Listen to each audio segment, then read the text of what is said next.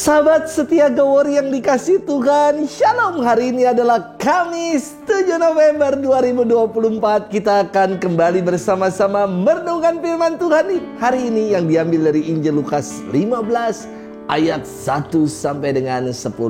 Kita siapkan hati kita. Haleluya, haleluya, haleluya, haleluya. Datanglah kepadaku semua yang letih lesu dan berbeban berat. Aku akan memberikan kelegaan kepada kalian. Haleluya, haleluya, haleluya, haleluya. Tuhan bersamamu dan bersama rohmu. Inilah Injil suci menurut Lukas. Dimuliakanlah Tuhan.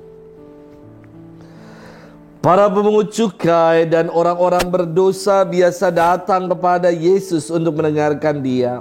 Maka bersungut-sungutlah orang-orang Farisi dan ahli-ahli Taurat, katanya. Orang ini menerima orang-orang berdosa dan makan bersama dengan mereka. Maka Yesus menyampaikan perumpamaan berikut kepada mereka. Siapakah di antaramu yang mempunyai 100 ekor domba lalu kehilangan seekor, tidak meninggalkan yang 99 ekor di padang gurun dan pergi mencari yang sesat itu sampai ia menemukannya? Dan kalau telah menemukannya, ia lalu meletakkannya di atas bahu dengan gembira. Setibanya di rumah, ia memanggil sahabat-sahabat dan tetangga-tetangganya serta berkata, "Bersukacitalah bersama aku, sebab dombaku yang hilang telah kutemukan. Aku berkata kepadamu, demikian juga akan ada sukacita di surga karena satu orang berdosa yang bertobat, lebih daripada sukacita karena 99 orang benar yang tidak memerlukan pertobatan." Atau, wanita manakah yang mempunyai 10 dirham lalu kehilangan satu di antaranya, tidak menyalakan pelita dan menyapu rumah serta mencarinya dengan cermat sampai ia menemukannya? Dan kalau telah menemukannya, ia memanggil sahabat-sahabat dan tetangga-tetangganya serta berkata, "Bersukacitalah bersama aku, sebab dirhamku yang hilang telah kutemukan."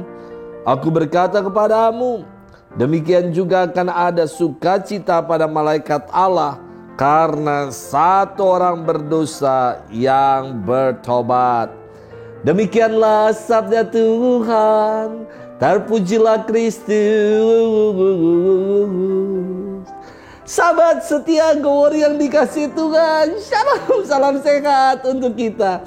Rasanya zaman sekarang udah berubah. Wah, ada lagu yang mengatakan zaman edan. Kenapa zaman sekarang saya sebut zaman sudah berubah? Sikap orang rasa-rasanya sekarang ini seperti wasit sepak bola yang berlari kian kemari hanya untuk menyalahkan.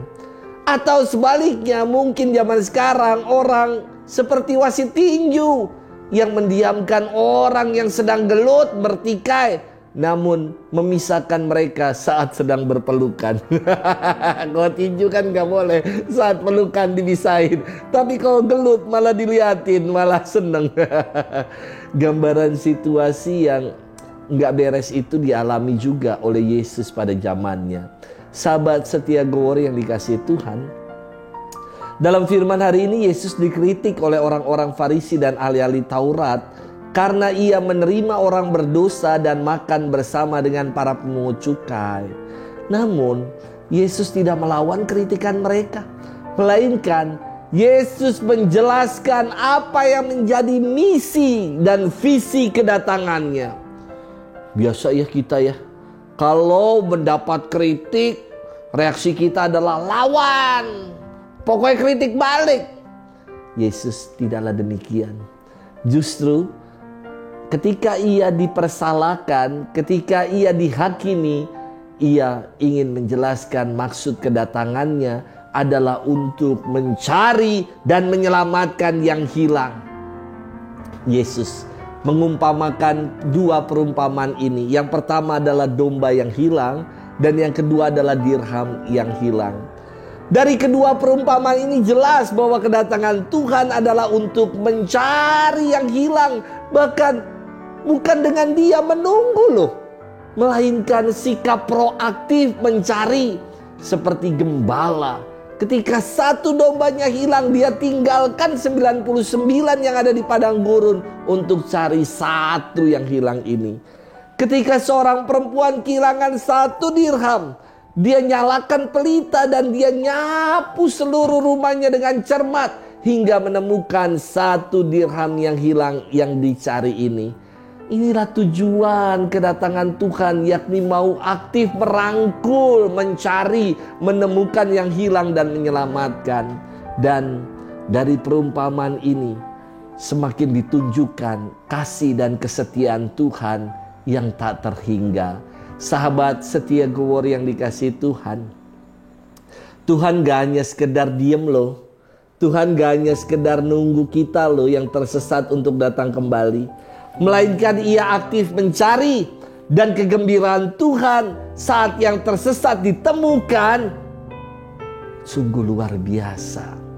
Maka bertobat dan menjadi berkat. Bertobat artinya berbalik, mau kembali ke pangkuan Allah, kembali ke jalan yang berrahmat, jalan yang benar, jalan yang Tuhan tunjukkan, dan menjadi berkat di tengah kehidupan. Artinya hidup ini mau berbuah dan buah itu dibagikan dalam yang lain. Inilah yang perlu kita upayakan, yang perlu kita perjuangkan sebagai jalan kita untuk kembali kepada Tuhan. Sudahkah kita buat itu? Selamat bermenung. Tuhan memberkati kita selalu. Dalam nama Bapa dan Putra dan Roh Kudus. Amin.